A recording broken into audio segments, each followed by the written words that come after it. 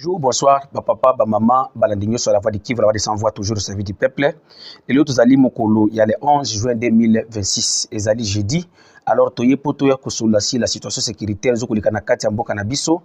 Mes très chers frères, mes très chers compatriotes, comme nous vous l'avions annoncé le mardi que non, la cité ou la localité de Mienge a été tombée entre les mains des rebelles de l'AFC M23. Mais 48 heures après, donc, Lobi Mokolo, il y a le 10 juin 2026, donc, ils allaient mercredi, nos forces armées de la République démocratique du Congo, bah, appuyé qui, bah, Wazalendo Oyo, il y a FPDC,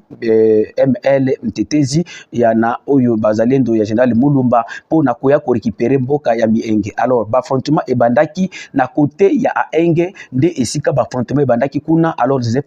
FPDC, est appuyé par nos forces armées, bah, yaki na moto mingi, koya ko attaquer, bah, position yosu Oyo, il y a bah, rebelle, uzana kati, ya mboka, ya Mienge. Alors, comme vous le savez, Bitumba ya haut et moyen plateau du territoire de Fizi Uvira et Mwenga, ils ont un technicien nango, ils ont un groupe na groupe où ils kokakango. Ce n'est pas tous les groupes seulement go groupe Wazalendo tel parce que nous sommes des Wazalendo ne ba kokaka Bitumba au plateau non. Bitumba au plateau ce qui le but que Bitumba au plateau wana zwa groupe Mtetezi donc FPDC zwa groupe Kakobanya zwa groupe oyo nani ya Mulumba zwa groupe ya nani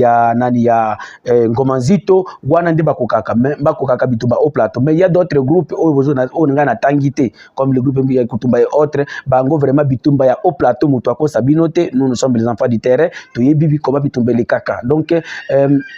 alors,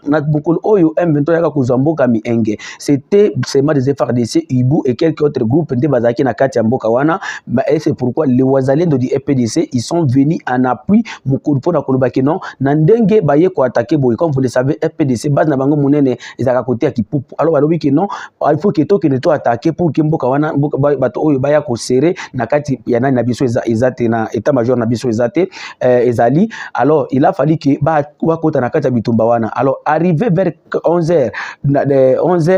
heure locale, donc 10h à Kinshasa, vraiment, la cité ou la localité de Mienge est qui totalement sous contrôle de Wazalendo du FPDC, appuyé par les forces loyalistes, donc les FARDC d'unité Ibu et même les militaires burundais Oyo, Bazaliko, appuyé par l'opération Ozanakati, Yao et moyen plateau du territoire de Fizi, Uvira et Mwenga. Et aussi, ce n'est pas seulement Mienge qui a été libéré hier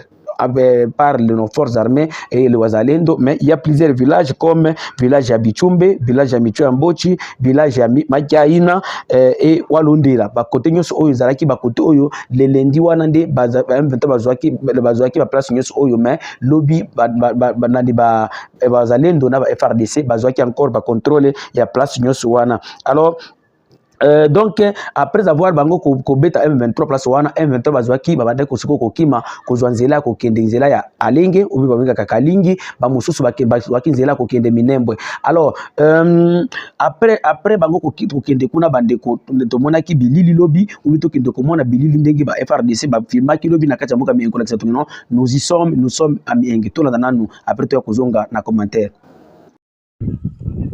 awa nazana kati ya Mikenge Adam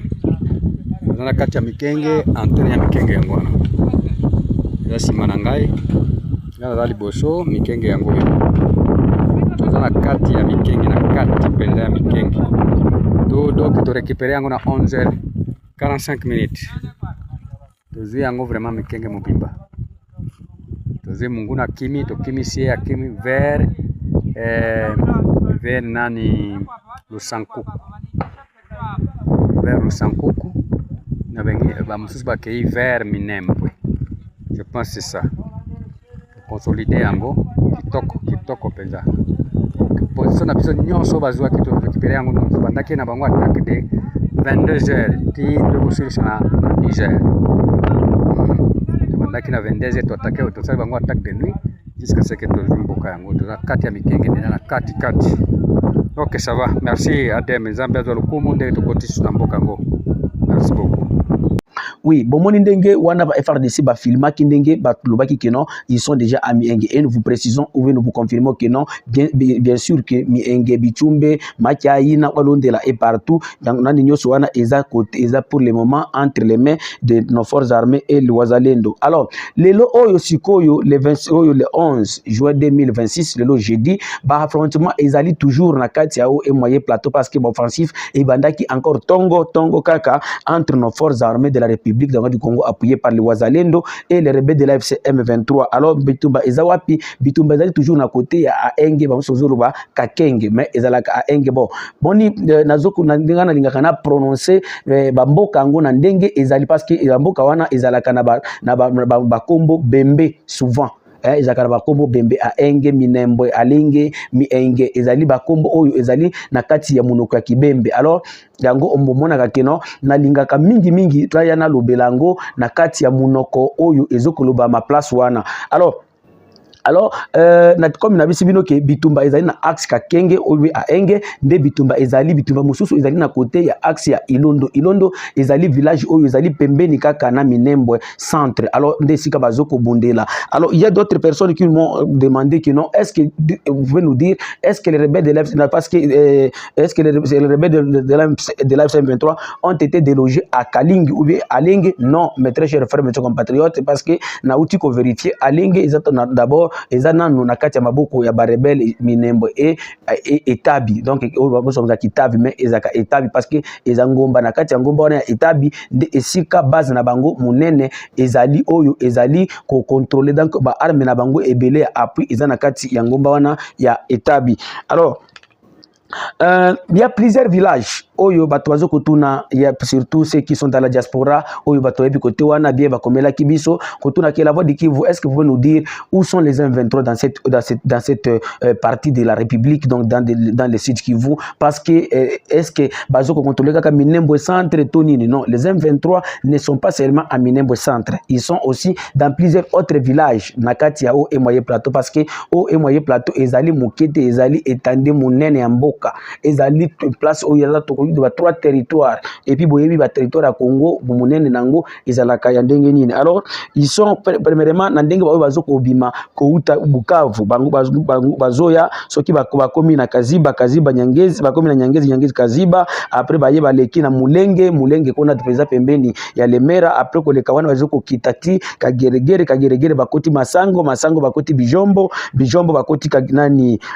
Muramvya wana après baye kozwa bakoti donc bakoti Muramvya après bakoti Bijombo wana ba place nyoso wana eza entre les mains de ces rebelles de l'AFC M23 Turaneo. Et aussi na kati pembeni oyo ya ba village za pembeni ya mboka ya Minembwe tukoki koluba mboka ya Abale Alenge premier Alenge D eza toujours na kati ya maboko na bango toki koluba nani boka ya Kajembwe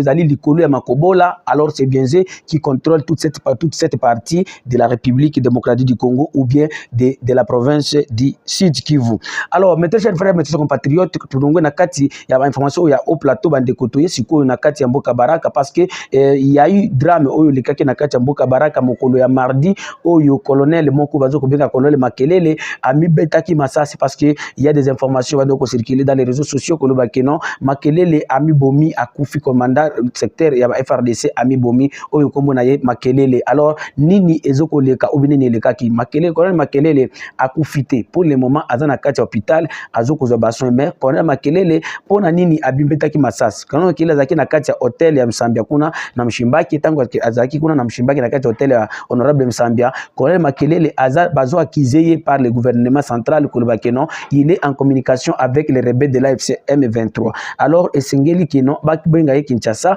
Alors tango babenge kino akende Kinshasa pona kokende ko répondre. Le colonel avait décidé kino ami boma olia kende Kinshasa pour akende akangama kuna. Alors le colonel a zwaki décision ya koloba kino ami beta masasi sur les informations oyo tozui au sein de la société civile. Alors Nzambepe azali wana esalaki kino colonel akufa kité. pour le moment colonel azali na kati ya hôpital ozokozwa ba soins appropriés aussi bande ko tobimi na kati ya situation oyo ya nani awa na Baraka tokei mbala moko na kati ya province na biso ya Nord Kivu précisément na kati ya ville ya Beni lelo mukolo ya